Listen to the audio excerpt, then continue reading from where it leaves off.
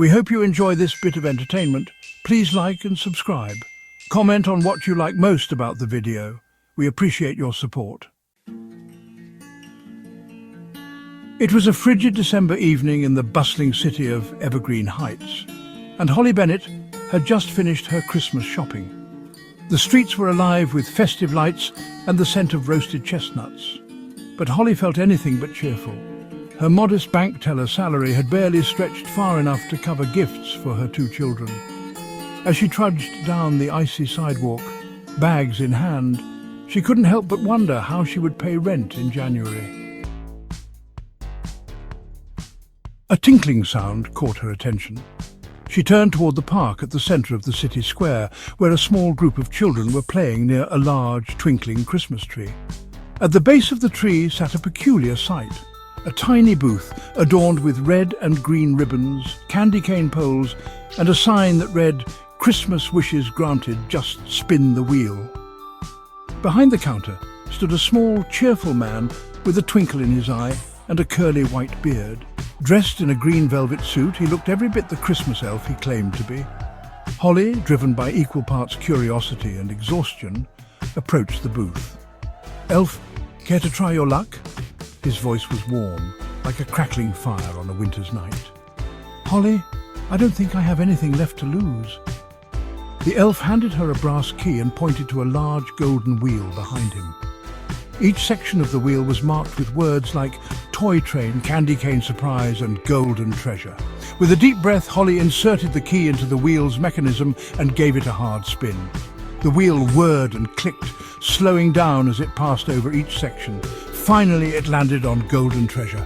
"Elf, a pot of gold for our lucky winner!" Holly blinked, unsure if she had heard him correctly. Before she could respond, the elf reached behind the booth and placed an actual gleaming pot of gold coins in front of her. It shimmered like sunlight breaking through a snowy morning. "Holly, this can't be real." "Elf, oh, it's real, my dear. Merry Christmas." Before she could ask any more questions, the elf snapped his fingers, and the booth, along with the elf, vanished in a swirl of snowflakes. Holly spent the next few hours at home, counting and recounting the gold coins. They were heavy, perfectly minted, and had a strange, timeless quality.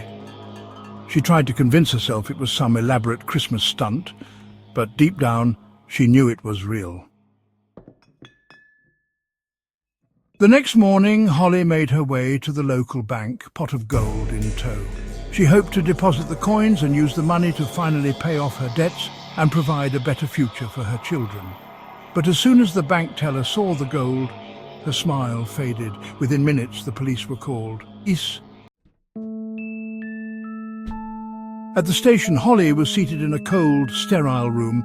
Across the table, Detective Harris leaned forward, his sharp eyes fixed on her. "Detective Harris, so, Miss Bennett, you're telling me you stumbled upon a pot of gold, gifted by a Christmas elf?"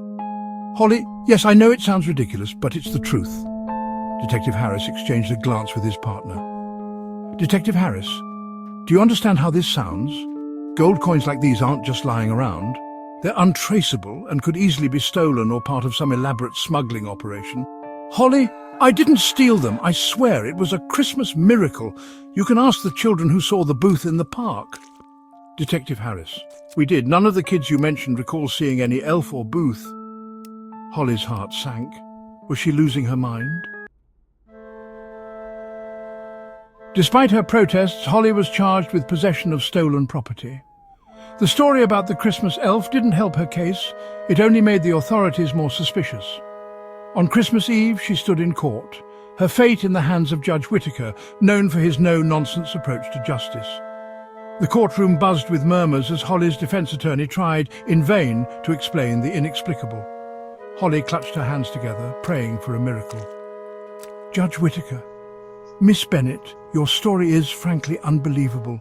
Unless you have concrete evidence to support your claims, I see no choice but to proceed with sentencing." Holly's chest tightened. She glanced at the gallery, where her children sat, their faces pale and tear-streaked. How had her Christmas turned into this nightmare? Just as Judge Whitaker was about to speak, the doors of the courtroom flew open with a resounding boom. A rush of icy air swept through, followed by a figure in a bright red suit and a bushy white beard. "Santa Claus, ho, ho, ho!" The entire room froze. Judge Whittaker, Santa Claus? Santa Claus, indeed. I've come to clear up this little misunderstanding. Judge Whittaker, you? You're here to vouch for Miss Bennet? Santa Claus? Absolutely. This, Your Honour, is the Christmas Ledger. It tracks all acts of kindness, belief, and yes, miraculous occurrences. Holly Bennet is on the nice list. And the pot of gold she received was a reward for her unwavering faith in the spirit of Christmas. The courtroom erupted into gasps and whispers. Santa Claus, the gold came from my elves, part of a program to spread joy to those in need. It's not stolen, and Holly has done nothing wrong. Judge Whittaker, still visibly shaken, adjusted his glasses and examined the glowing scroll. Judge Whittaker, well, I suppose if Santa Claus says it's legitimate. Santa Claus, thank you, Your Honour. The charges were dismissed, and Holly was free to go. As she left the courthouse, she found Santa waiting for her outside. Holly, I don't know how to thank you. Santa Claus, you already have Holly. By believing, he handed her a small golden bell. Santa Claus, whenever you're in doubt, ring this. It will remind you that miracles are real. Holly hugged him tightly, and when she pulled back, he was gone, leaving behind only the faint sound of jingling sleigh bells. That Christmas, Holly and her children celebrated with joy and gratitude, their home filled with warmth and laughter. And every year after, whenever life seemed too hard, Holly would ring the little bell, remembering the Christmas she met an elf, a pot of gold, and the true magic of Santa Claus. See you next time, sweet dreams.